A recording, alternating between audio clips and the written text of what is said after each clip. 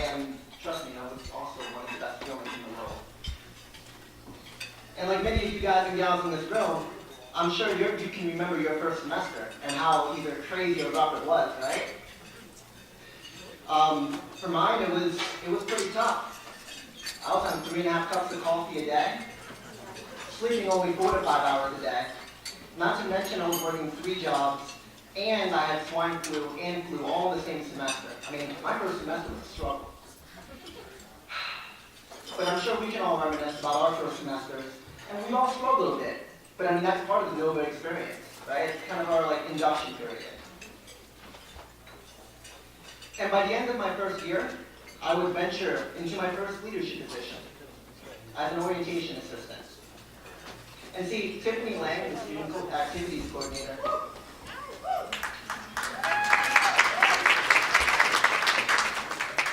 she took a chance on me where most wouldn't. See, I looked like a kind of a Harry Potter kid at the time. And it was the first summer of my life where, I began to realize my potential. I kind of began to evolve a little bit, right? And for all my life, I wasn't confident in myself or even my own abilities. As small as an orientation position was, it was one of the biggest deals for me at the time. Because I realized I could go up and speak to 200 students and parents and not say anything stupid on stage. That was awesome. I realized that I could lead a tour group and yes, talk and walk backwards while doing it. Yeah. And I realized that I had it within myself that I could become a leader. Now that position, it led to many more. 3 months later, I would be honored to take up the position as Vice President of Marketing for Phi Theta Kappa. And the lessons I learned from that position would truly forever define who I would become as a leader. The first thing it taught me was about failure. It taught me how to recover mentally when you organize tons of bake sales, and most of them go horribly wrong. And I'm sure we've made bake sales in here that, We hear you there. It taught me how to become depressed, or not to become depressed. A little bit both. When you try to organize a meeting with 89 people in the Phi Theta Kappa, and only 2 people show up, one of them not even being part of the organization. The second thing it taught me about humility and what leadership really was. See, I'm going to be honest, after my position as an orientation assistant, I was hyped. I thought I could conquer the world. But my biggest regret at Phi Theta Kappa actually occurred during the spring semester of my term. Where Phi Theta Kappa, it almost collapsed because I was making the organization about myself. And unfortunately, I didn't listen to the ideas of my fellow officers. When my officers wanted to pursue the 5-star plan, I didn't listen and stated we should put on events to help the campus, stating that that's what matters. And if we don't follow the 5-star plan or not, does it really matter? The officers stated that, I remember they stated that Phi Theta Kappa wasn't a club, it was an organization. And I didn't go with my officers and kind of went with them on that. And I went and recruited non-Phi Theta Kappa members for events. And after attending the Phi Theta Kappa conference in April of that year, the officers were furious, and they should have been. I didn't manage things very well, and they almost wanted to quit. And in order to salvage what was left of the disassociated Phi Theta Kappa, I had to convince them, or more so, beg them to still believe in me in the events that we're going to put on at that time, the next month, being Nova's Cram Week and Nova's Got Talent. And it was at that time that my life collapsed all at the same time while reverting itself.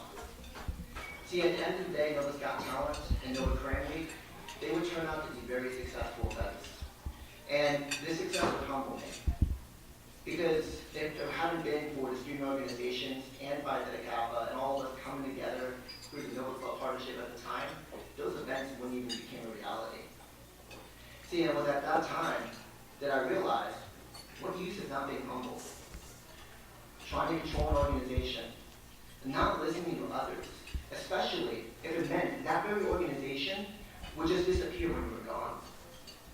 See, all that hard work you put in as a leader, it means nothing if it doesn't exist when you leave.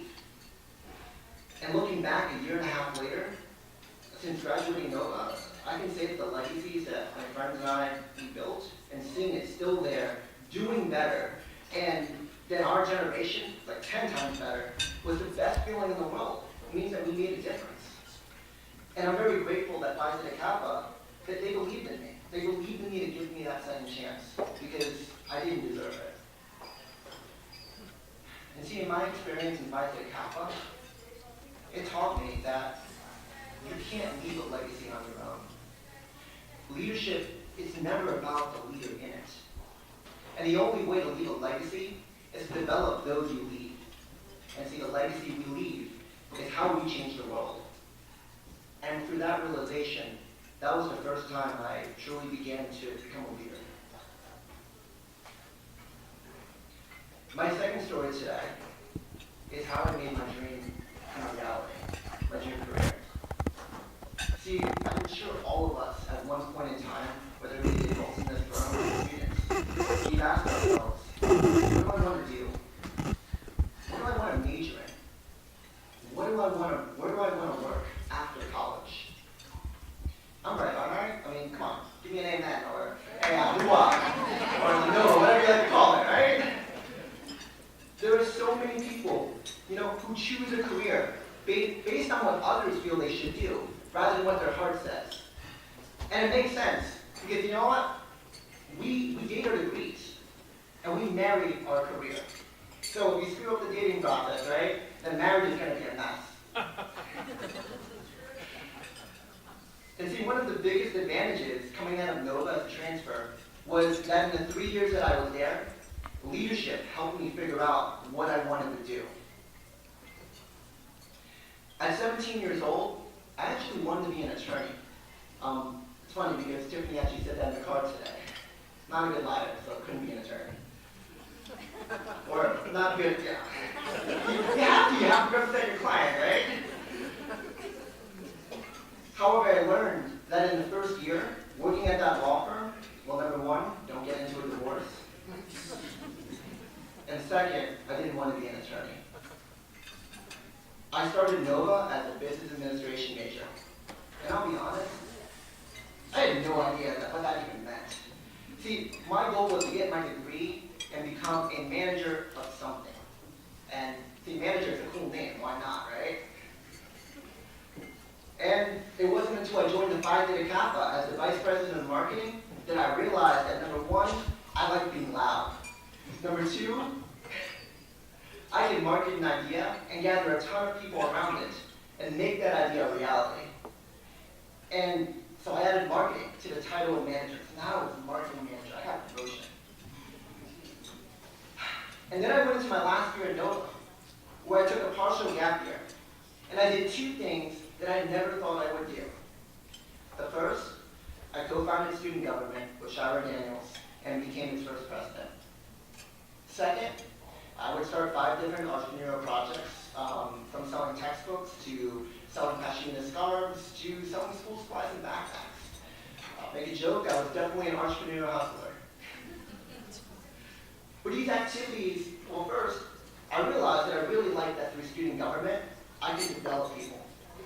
And the second thing, I realized that we could do everything, like during our term, we did everything from seeing the arrival of a new bus route, to connecting Loudon and Herndon, which was awesome, by the way, to ensuring that student government was still alive when we left.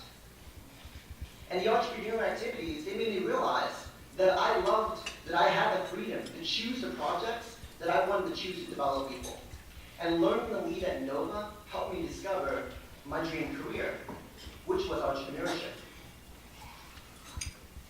And then I graduated Nova. And I thought my Nova story was over. It really wasn't. It was awesome. And I arrived at UVA knowing what I wanted to do. And this definitely was an advantage that Nova gave me as a transfer. However, the career path that I wanted to do at the time seemed near impossible. But at UVA, I would gain some amazing hands-on experience in the 1.5 years that I've been there. I graduated in 4 weeks. It's really scary, right? And during that time, I read a picture book on investing. I would build a mobile app that stops you from drunk dialing your friends. Very good icebreaker at parties. Redefined the way men shave by winning a Unilever case competition in the US and started a social media consulting company. Things I never would have dreamed of coming out of Nova that I have the opportunity to accomplish. And at UVA, I would travel to Singapore and I'd compete in a global competition, working with their Life Buoy brand, to propose marketing strategies to help 2 million children wash their hands more, saving their lives. And that was amazing. I would also step foot in the halls of Google and Facebook at Silicon Valley to see what it was all about. And I can say that these experiences made my role just a bit smaller and displayed how remarkable individuals can change the world.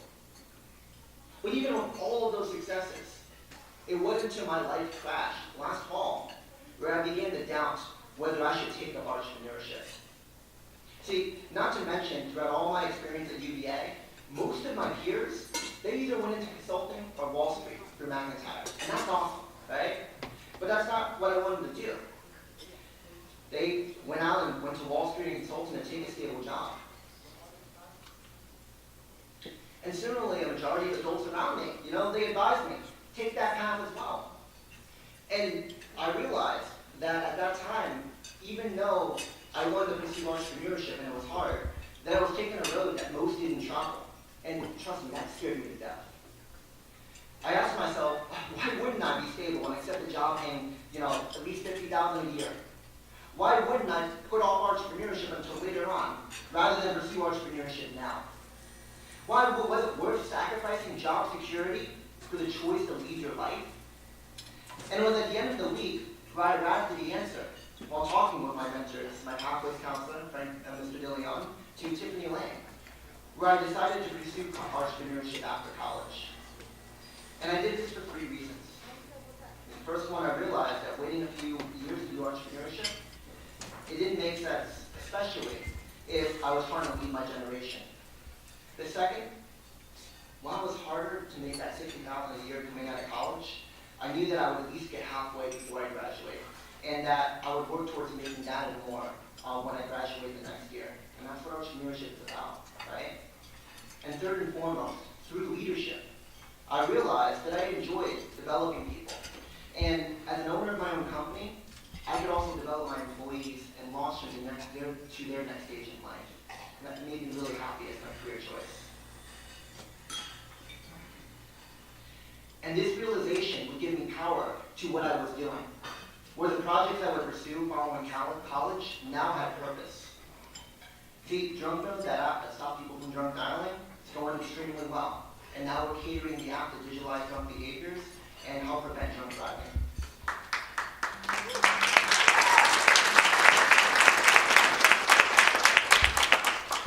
Why Optimize, my social media consulting company, will give me the ability not only to market social media brands, but also to crowdfund for students who, have an idea and give them that miraculous funding and make that idea happen, make it a reality. And, that's something that brings me joy that I can bring someone to their next stage in life as an entrepreneur. And you know what? If I realized anything from my UVA experience, it was this. The journey that I had undergone to become a leader in Phi Theta Kappa, as an entrepreneur, they weren't different. And they were both about building legacies. In PTK, it was about developing the next generation of leaders who will take on the Phi Theta Kappa. In entrepreneurship, it was about developing the people who would one day lead your company. And finally, both, they would never have happened had I didn't pick myself up and gave up, right, during the times I crashed. Now as I conclude my speech, I wanted to offer some final thoughts to everyone in this room. The moment I found myself as a leader was through the collapse and rebirthing of Phi Theta Kappa. And the moment that I found my dream career was when I made that rash decision to do something different, even though it was risky. The moment I figured out why I was doing entrepreneurship was when my life collapsed and I couldn't see what was coming next. And now I'm here today, almost about to graduate and pursue my dream job. But what if I gave up? What if I didn't persevere when the times were tough and the odds were against me. Would I be where I am today? See, for every one of you guys and gals in this room, you don't choose to be a leader. You don't choose when you are a leader. Leadership, it's a lifestyle, and it's a way you live your life. You are a leader in times of beauty and in times of chaos. And what separates leaders from the followers are the moments that we choose to persevere and take a chance, even when the odds are against us. Those decisions are what make us all leaders in this room today. Thank you.